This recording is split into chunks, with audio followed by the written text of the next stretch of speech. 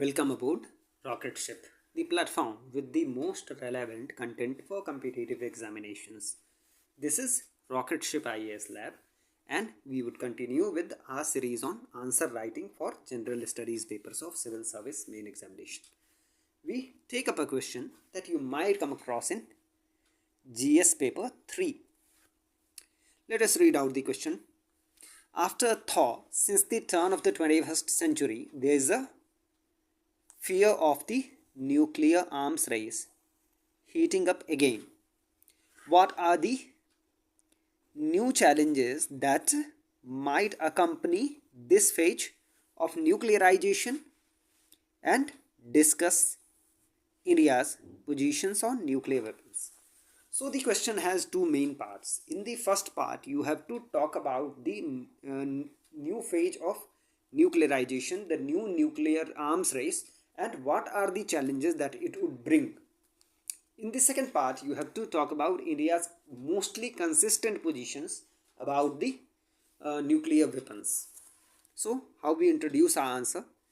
We would introduce it with a piece of current affairs that is unfortunately a reality of our times.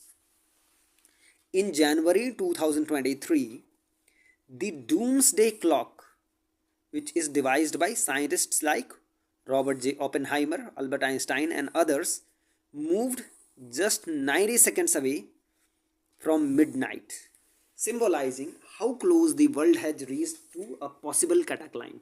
As some of you might be aware, the doomsday clock is very much like a thought experiment. It's not an actual clock. It's very much like a psychological device which talks about how close the humanity is to certain annihilation.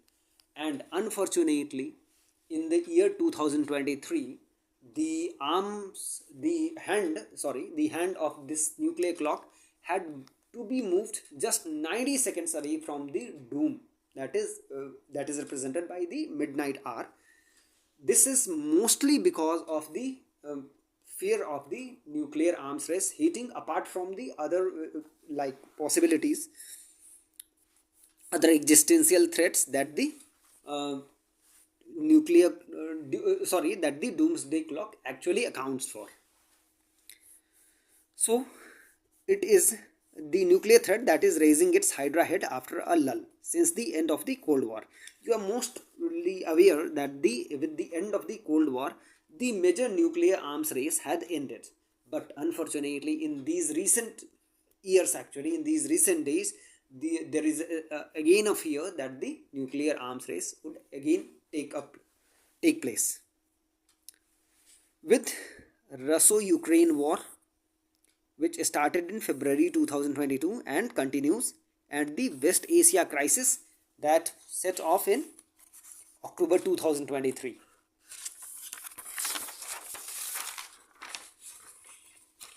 There is a threat that a new phase of nuclear arms race would begin. There is fear that a new phase of nuclear arms race would begin. And this new nuke race brings its own challenges. What are some of the challenges associated with the new nuclear arms race? These are theater or tactical nukes. Tactical nukes are unlike the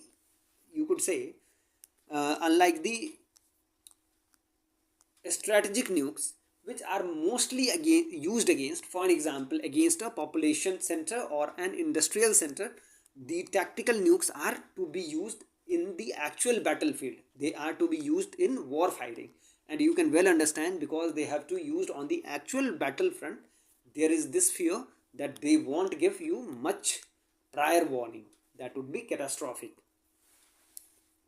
Then come some of the non-state actors which might get their hands on nuclear weapons. For an example, some terrorist groups, and you can understand some of the terrorist groups, for an example, those which are patronized by Pakistan, might get their hands on nuclear weapons and they might misuse these weapons.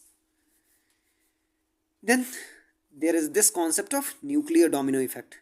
What you can well understand it. If, for an example, Iran were to develop its nuclear weapons, there is very, very high chance, actually close to absolute possibility, that even Saudi Arabia would develop its own nuclear weapons, as would some other Arab states too, because they are primary rivals of Iran. So this would set something like a chain reaction, that is a nuclear domino effect. Then there is also the fear of dirty bombs or radiation weapons. These are weapons which might use, for an example, the raw materials of nuclear weapons, for an example, uranium, plutonium, etc., to contaminate resources, for an example, water resources or even atmosphere, and to cause harm. There is also this fear that the disarmament treaties, the nuclear disarmament treaties, would reverse their gains. Actually, for a long time, there has not been much progress made on these nuclear arms reduction treaties. And there is again this fear that some of the parties would simply get out of these arms reduction treaties. Taking up these points in detail. Not only rogue states like Pakistan, but even otherwise a responsible party like NATO has talked about small nuclear bombs as anti-invasion weapons. These arms can be authorized by battlefield commanders and have fewer democratic checks, making them much more dangerous. You can well understand that if a party were to use tactical nukes, it might lead to greater escalation and maybe all out nuclear wars. And moreover, because they have to be authorized by the battlefield commander, these are unlike the strategic nuclear weapons, which have to go through a whole set of command structure, the whole chain of command, before they are authorized. So there are more checks and balances in the case of the strategic nukes rather than in the case of the tactical nukes. So this is the fear. Then non-state actors like terrorist groups might get nukes through sympathetic elements, as in Pakistan is through sympathetic channels, having eschatological beliefs. That is, they are probably preparing to wage a final war like the mythical Gajwa-e-Hind and similar wars. They might use nuclear arms to bring nations to conflict.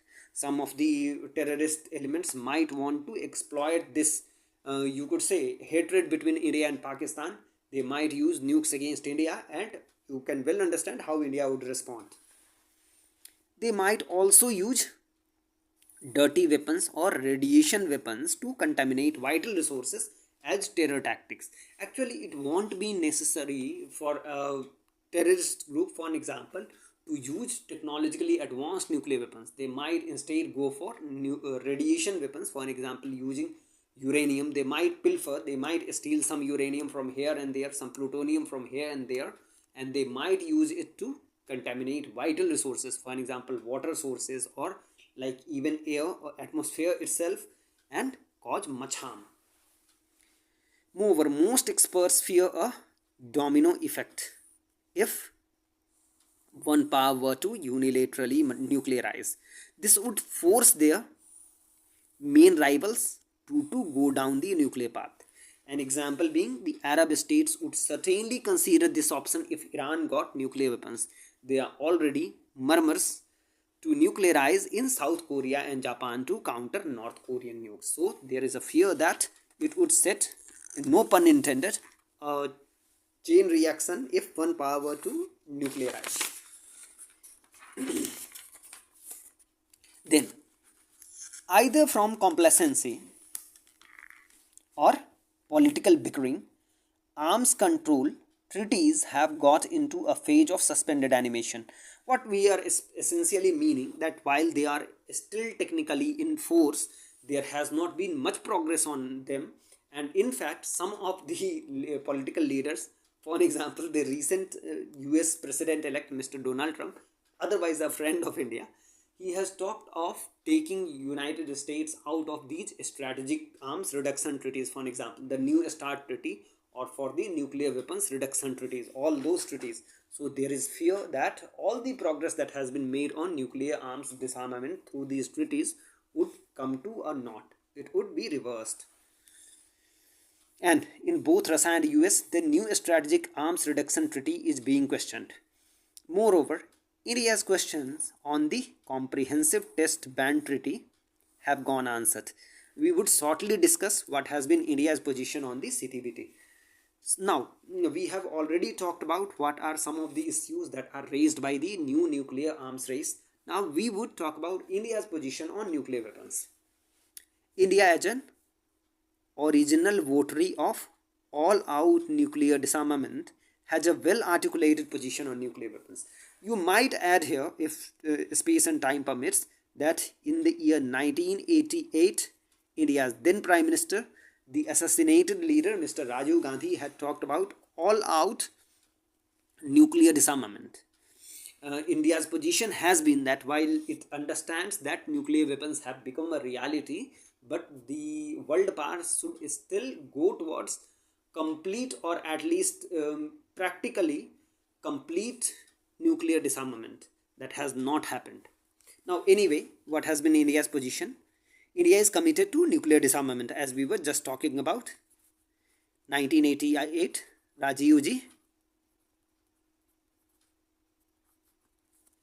In 1988, Rajiv ji talked about complete nuclear disarmament.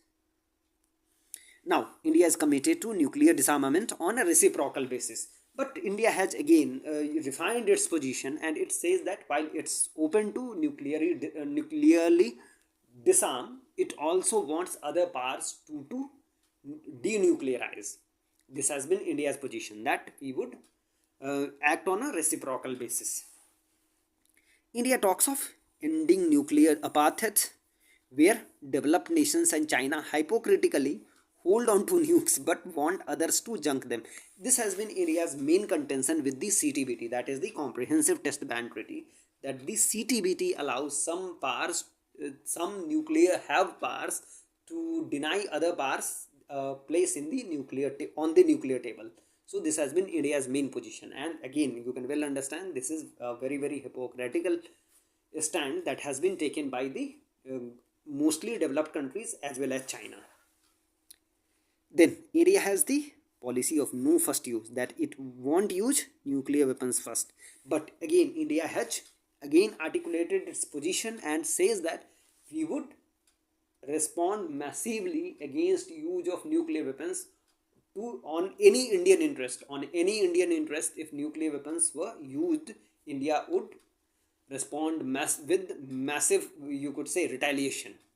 So you can well understand what would happen to Pakistan if it were to ever, you could say, ever contemplate using nuclear weapons on India.